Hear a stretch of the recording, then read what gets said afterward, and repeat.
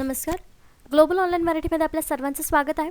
आजच्या व्हिडिओमध्ये आपण RTM नागपूर युनिव्हर्सिटी पेट 2021साठी रिसर्च मेथड टॉपिकवर प्रॅक्टिस क्वेश्चन्स बघणार आहोत. जसं की आपण प्रत्येक पार्टमध्ये 10 प्रॅक्टिस क्वेश्चन्स घेतो, आजच्याही पार्टमध्ये आपण 10 प्रॅक्टिस क्वेश्चन्स बघणार आहोत रिसर्च मेथडच्या टॉपिकवर.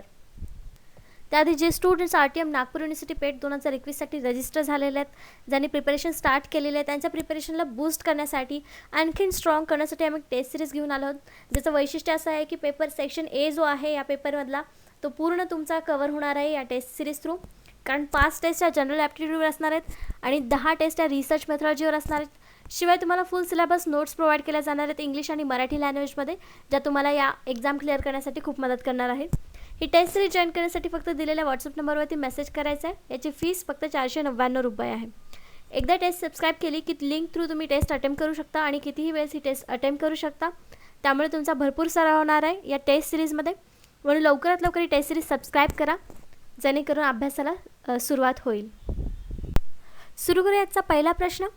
The main concept behind doing research is to. संशोधन करण्यामागील मुख्य संकल्पना म्हणजे डॅश डॅश आहे किंवा पुढे आपले ऑप्शन्स दिलेले आहेत, त्यातून आपल्याला एक करेक्ट आन्सर चॉईस करायचा आहे, चूज करायचा आहे. ऑप्शन्स आहेत स्टडी अँड एक्सप्लोर नॉलेज, अभ्यास करा आणि ज्ञान एक्सप्लोर करा. Start with the pre defined and clear cut objects, पूर्वनिर्धारित आणि स्पष्ट उद्दिष्टांसह प्रारंभ करा. गेट न्यू आयडिया, नवीन कल्पना मिळवणं किंवा मिळवण्यासाठी. डिफाईन क्लिअर ऑब्जेक्टिव्स, स्पष्ट उद्दिष्टे परिभाषित करण्यासाठी. E all of the above, वरील सर्व. इथे 5 ऑप्शन आहेत आपल्याला.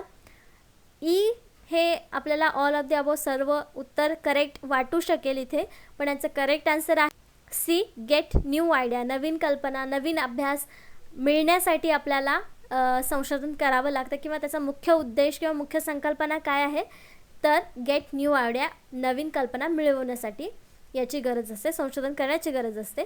पण याचं करेक्ट आन्सर सी आहे.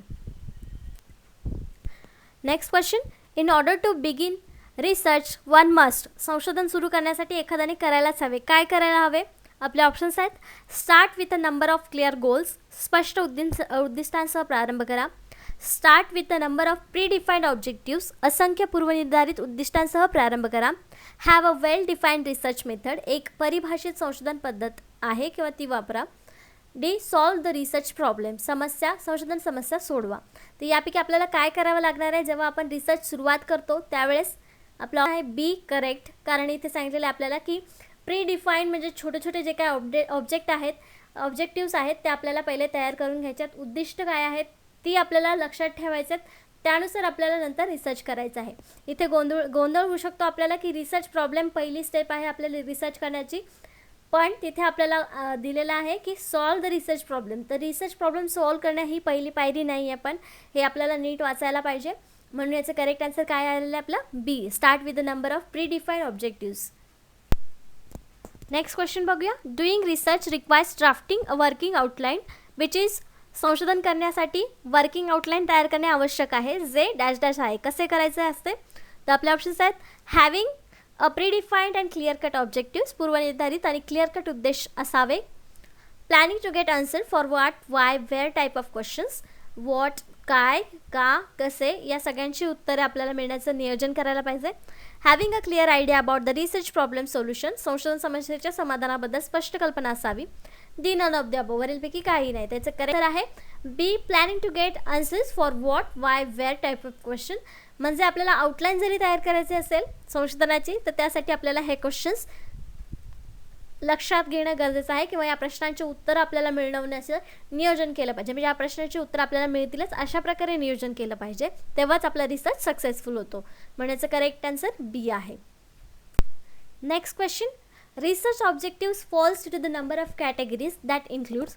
संशोधन उद्दिष्टे टिंबटिंब यासह अनेक श्रेणीमध्ये येतात. म्हणजे संशोधनाची उद्दिष्टे देखील वेगवेगळ्या श्रेणींमध्ये विभागली जातात किंवा त्याच्या प्रकारामध्ये कॅटेगरी पडतात. तर कसे? आपले ऑप्शन्स आहेत planning to get answers for what, why, where type of questions, कोणत्या प्रश्नांचे उत्तर मिळवायचे आहेत त्यानुसार त्याचे गट पडतात. Considering the logic behind the methods we use in a context of research, संशोधनाच्या संदर्भात वापरण्यात येणाऱ्या किंवा असलेल्या पद्धतींचा तर्कशास्त्राचा विचार करून त्याचे कॅटेगरी पडतात. C, formulative concept planning for the research method, म्हणजे सूत्रात्मक संकल्पना आणि संशोधन पद्धतीसाठी योजना आखण्यामुळे त्याच्या कॅटेगरीज पडतात.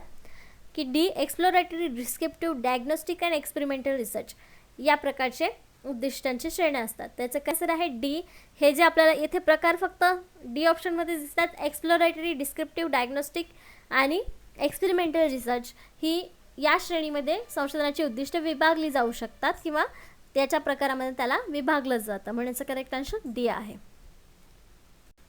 Next question, formulative research studies a category of research that aims to. Formulative research studies हा संशोधनाचा एक विभाग आहे ज्याचा हेतू टिंबटिंब आहे किंवा डॅश डॅश आहे. आपले ऑप्शन्स आहेत achieve new insights of the concept, संकल्पनेची नवीन अंतर्दृष्टी मिळवणे. ॲनालाइज कॅरेक्टरिस्टिक्स ऑफ समथिंग, एखाद्या गोष्टीची वैशिष्ट्य विश्लेषित करणे. Determine the frequency with which something occurs, ज्या वारंवारितेने काहीतरी होते त्याची वारंवारिता निश्चित करायची. Test the relationship between variables, व्हेरिएबल्समधील संबंधाची चाचणी घेणे. त्याचा मुख्य असतो A achieve a new insight of concept. तर फॉर्म्युलेटिव्ह रिसर्च स्टडीचा मेन एम काय असतं तर कन्सेप्ट समजून घेणे किंवा त्याला एक नवीन अंतर्दृष्टी मिळवून देणे किंवा देणे. म्हणून याचा करेक्ट आन्सर ए आहे.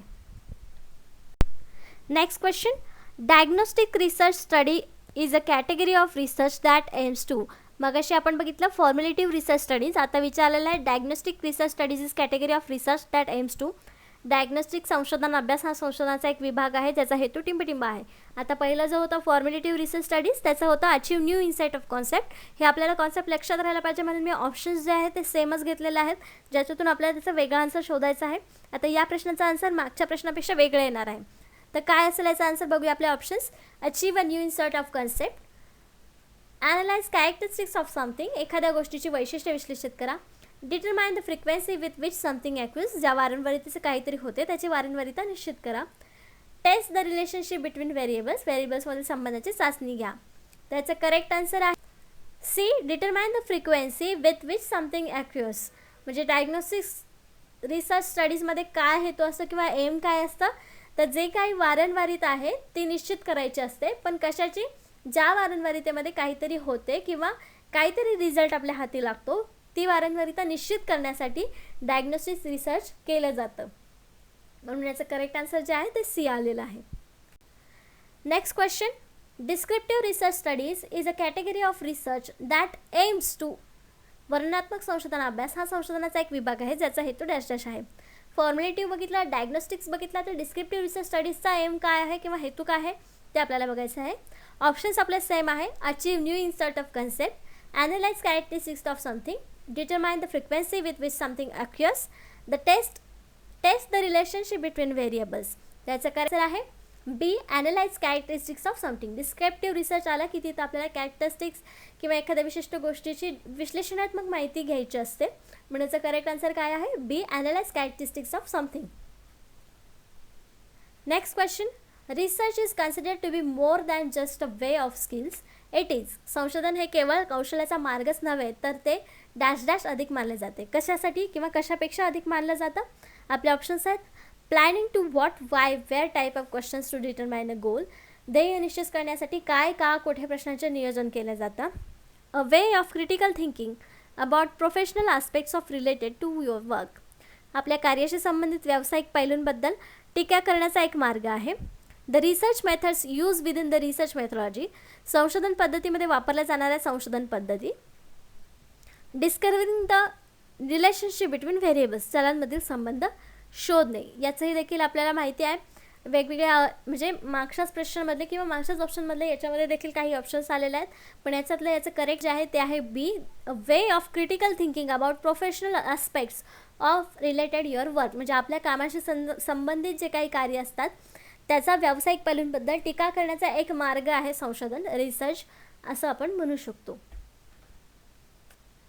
Next question, research aims for finding answers to question it employs. संशोधनाचे उद्दिष्ट प्रश्नांची उत्तरे शोधून काढणे होय. पण ते कशाशी संबंधित आहे हे आपल्याला सांगायचं आहे. आपल्या ऑप्शन्स आहेत अ फ्रेमवर्क ऑफ फिलॉसॉफीज, तत्त्वज्ञानाची एक चौकट आहे. Using valid and reliable method of techniques, वैध आणि विश्वासार्ह पद्धती आणि तंत्रे वापरणे.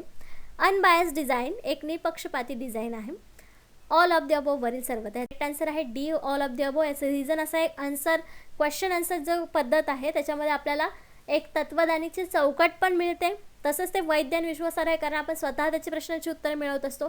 आणि निपक्षपातीपणा नक्कीच येतो, कारण त्याच्यामध्ये आपण स्वतः ऑब्झर्वेशन करून किंवा त्यांच्याकडून प्रश्नांची उत्तरे आपण घेत असतो. म्हणून डी ऑप्शन इथे करेक्ट आहे. All of the above options are correct या प्रश्नाचा आन्सर आहे. बघूया नेक्स्ट क्वेश्चन आणि आजच्या व्हिडिओचा शेवटचा प्रश्न आहे. रिसर्च फिलॉसॉफीज रेफर्स टू, संशोधन तत्वज्ञान संदर्भित आहे कशाशी संदर्भित आहे ते आपल्याला आन्सर द्यायचं आहे. आपले ऑप्शन्स आहेत अप्रोचेस टू द डिसिप्लिन, दृष्टिकोन आणि शिस्त, correct procedure in a discipline, शिस्तयोग्य प्रक्रिया, आयडियाज टू डिस्कवर, कल्पना शोध, objectives to consider in a research process, संशोधन प्रक्रियेमध्ये विचार करण्याच्या उद्दिष्टे. त्याचं आन्सर आहे ए अप्रोचेस अँड डिसिप्लिन. याच्यामध्ये दृष्टिकोन आणि शिस्त जी असते ते आपल्याला मिळते. रिसर्च फिलॉसॉफी ही याशी संदर्भित असते किंवा याच्याशी रिलेटेड असते. दृष्टिकोन आणि शिस्त दोन्ही देते, म्हणून याचं करेक्ट आन्सर आपण ए आहे असं म्हणू शकतो. आजच्या व्हिडिओमधल्या आपल्या 10 प्रॅक्टिस क्वेश्चन्स इथे संपलेले आहेत. धन्यवाद.